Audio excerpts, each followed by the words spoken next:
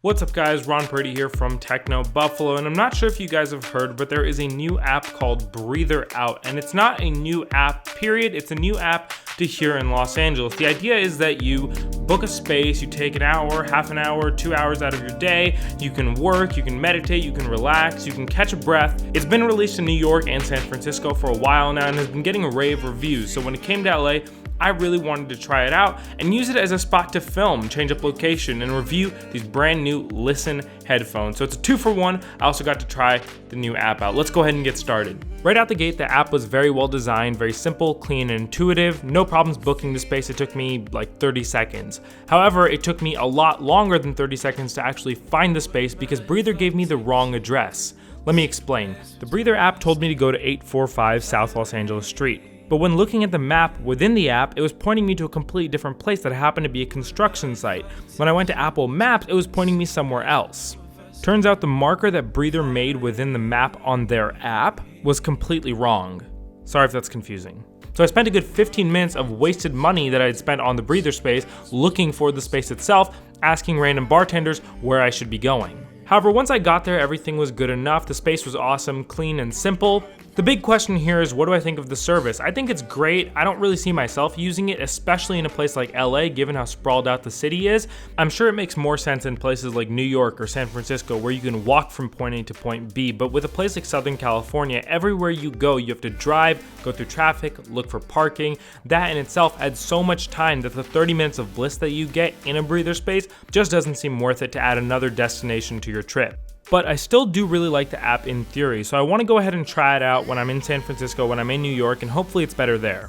Now moving on to the Listen Troubadours. Other than being a cool, funky, retro-looking pair of headphones, I really like Listen as a company because they are a for-purpose organization based here in LA. For every pair of headphones sold, they work with the Starkey Hearing Foundation to provide hearing aids to people in less fortunate situations, much like Tom's or Warby Parker does. For a lot of people, that's going to be more than reason enough to support Listen as a company, and I highly recommend you do. Design is always a very subjective thing, but I think the Troubadours look awesome. They look like something out of the Aviator with metal finishes, wood, nice glossy feel.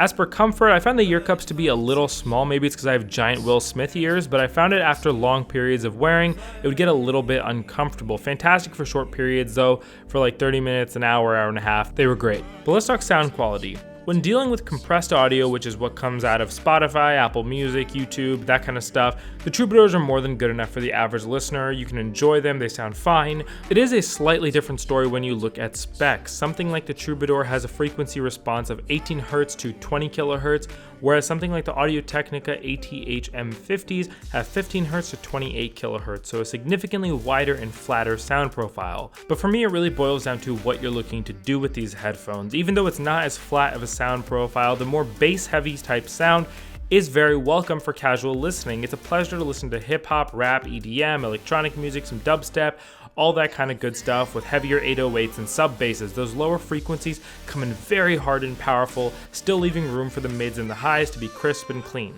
And so what's the final verdict on these headphones? I would say I highly recommend them for a bunch of reasons. Having great sounding headphones from a company that supports an amazing cause, that are well designed, is nothing really to complain about. Along that, you get things like the nylon non-tangle cord, you get a great pouch to put the headphones in on the go, it's very well designed.